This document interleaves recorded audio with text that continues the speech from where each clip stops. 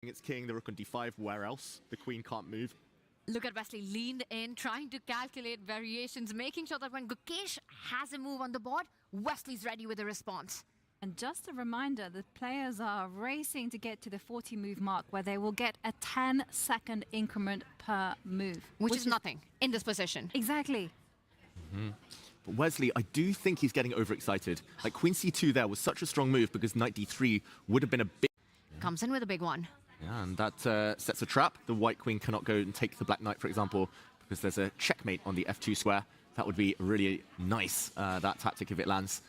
Wesley, I think that's why we saw the reaction. There we go. He's literally looking at the f3 square. But he's basically telegraphing to Gukesh, I want to play rook f3. Calculate that, please. And that's exactly what Gukesh is doing. Maybe he's being sneaky. He wants to play knight takes c4, but he's pretending he's looking at rook f3. I feel like all of us have done that at some point in our chess career. So many times, even as an adult. But for Wesley, it's something that you referred to earlier on, David and Tanya.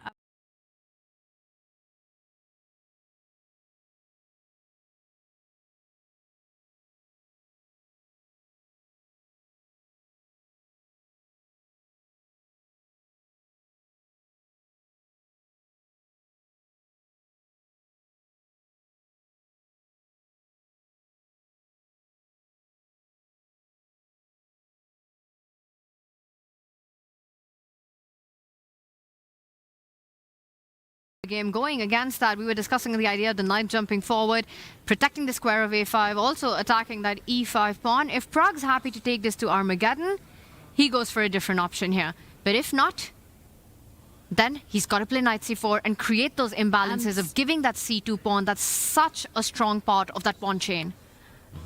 He looked away for a second just a moment ago, as if he was like, oh God, how did I not see this? I think he felt that he could still get his queen out via c8, but that avenue has been shut. And we'll point out one more time that after the rook falls back on a5, do not put your queen on c4. It ends up getting trapped with the black rook stepping up to d4. So many pitfalls that he could walk into here, Prag, still, if he wants to play for a win. But we'll come back to that one in the balance. We still have so much action elsewhere. Divya doing very well. That's the line we showed a bit earlier. Zhu Wenjun still with a small advantage against Anna Muzychuk deep in the endgame now. Keymer Carlsen, the most tense of them all. Yeah. And Wesley Gukesh as well. Wesley still to make a decision, still to make a move right now. That's the top right board. Hasn't taken the pawn, hasn't gone in with the rook. Another option, you could jump in with your knight as well, tripling down on that f2 pawn. This game's still won for all three results. You could walk into a checkmate in one in these kind of positions. Absolutely. With the king so exposed, I gotta say, looking at our bird's eye view, it looks like we're in for another decisive day as well, with Divya doing super well. Gukesh, Wesley, that could turn at any moment. A draw looking the least likely. And I suspect that Magnus might have woken up and might be going doing very back well. That's the line we showed a bit earlier. 2900 best. Zhu Wenjun still with a small advantage. And Prag, Alireza, I do feel that that will fizzle out. Keymer Carlsen, the most tense of them all. And I just want to point out, Gukesh as well, we're talking about Divya's advantage. That last move comes up with an idea of a trap, a big threat being set up. You're attacking that f2 pawn, knight takes pawn, a tactics in the air. Either you place your rook on d1 first if you want to be extra flashy, or Divya saying, give me a move, I'll capture f2, deflect your pieces, swoop onto the first rank, game over. Beautiful, beautiful motif there, Tanya. Love it. And Humpy can barely move a piece. Humpy's the bottom left board. The king is cornered. The knight is pinned. The rook defensive. Queen defensive. The other piece is undeveloped. I think Divya gets the win. It looks so instructive the way she's set it up so far. But the killer blow is all she needs. Where do we jump in next? Just quick question to both of you. Okay, we will move into Divya's board, as this could be the moment that Humpy just... Let's just show it. Yeah. Let's put your idea on the board, Tanya. You were asking about rook to d1. b3 is a natural move. And look at that. The evaluation bar says no. What? I was thinking we'd take on f2 first. Rook d1 if you want to be extra flashy. But the bar says that the more accurate way to execute things is just pick up this pawn. Whoa, whoa, not as much. Yeah, because this does get into an endgame. This is the idea, Tanya. And back rank, white has to throw the knight in the way. But maybe it's not as over as it should be, as it looks. Black still with an advantage, of course, due to the pin on the first rank. Maybe... Can we try rook d1? Yeah, rook d1? Why was rook d1 not good? Rook takes... Knight takes. Knight takes. And then Take the rook. Takes. Oh, not good enough. Whoa, Wow. Is Why it because not? of knight to E1? Wow. Someone's always playing knight to e1. It's either white or it's black. And Divya could fall for this because it's so attractive to go in with this line. But it's Humpy on the move right now. And not so many moves. You don't even have any options right now. Your rook tied down to defend f2. She does try to break 3 with the e-pawn moving forward, trying to develop a bishop.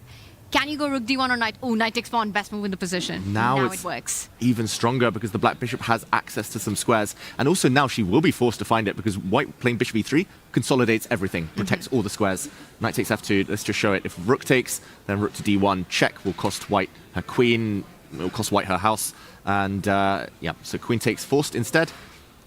We'll see everything come off, knight e1, check, and at the end, I mean, there's bishop g5, there's bishop d4. At the very least, you can pocket another pawn.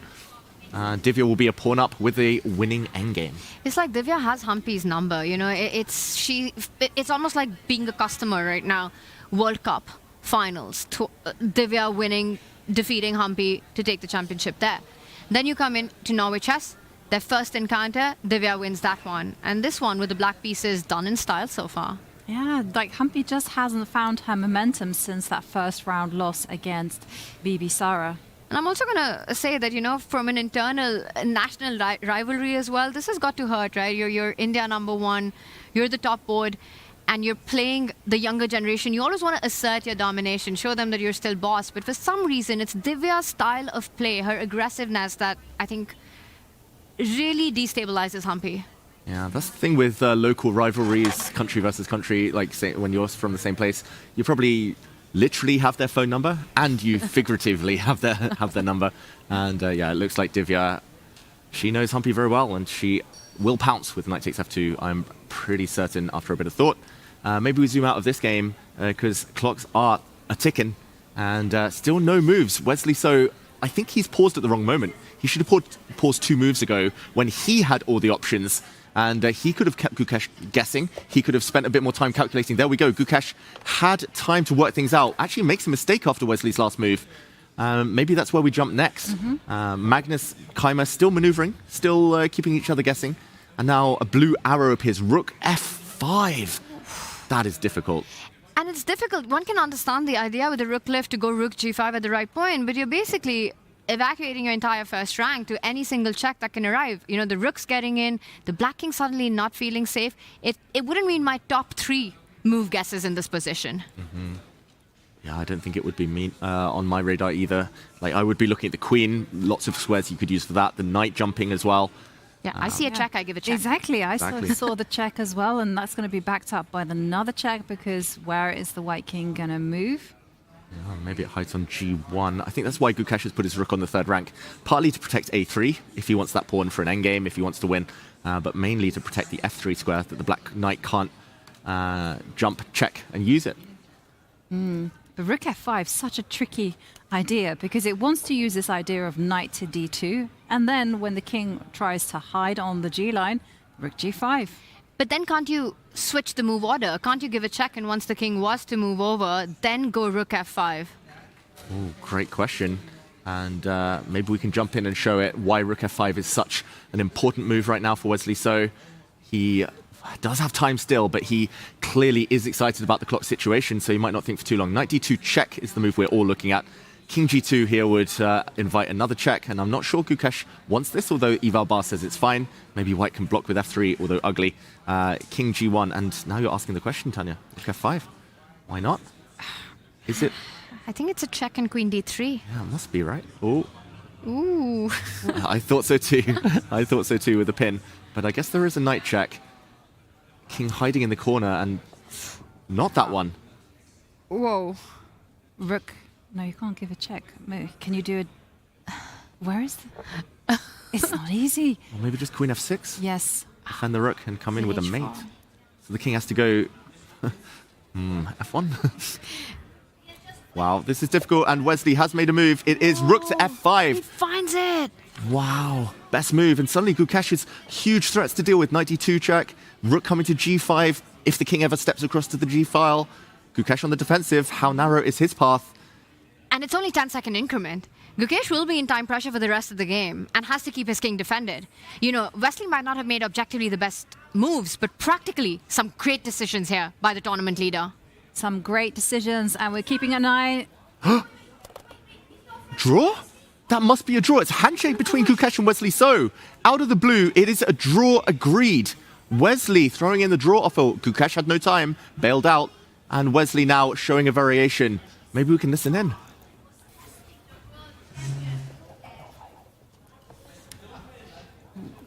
We're not getting any audio. Okay. No, we're not getting any audios, but what a surprise there. Gukesh, no time on the clock. A draw, I think a fair result. I don't know, Jovanka. It feels like both players could have played on. I think from Wesley's perspective, it makes sense. Whoa, hang on a second. As the piece is being set up here, let's go to Pragnanda against Alireza Firouzja and find out what is happening there as moves are being made in a flourish. Whoa. A knight's just been picked up, which turns out to be a blunder, but I see an exchange for Alireza Firouzja. Yeah, we'll get them up in a second on the camera. Pragg, I don't think it was a blunder. I think it was just a small glitch with the boards. Here we jump in, and brilliant tactic from Pragnananda. This was so difficult. I thought it was a forced draw. Alireza now shaking his head. He's down to 1 minute. Just a very quick action replay for everyone just joining. It was an exchange sacrifice from Pragg. It looked like a draw imminent. We said, okay, the queen is trapped. You can just slowly use your rook, hit her. But yeah, she does escape to the c6 square after rook a5, question mark, hitting the knight now. And after rook a6, rook a1. That is genius from Pragg. And deflecting away, look at that brilliant move, double exclam, deflecting away the black rook,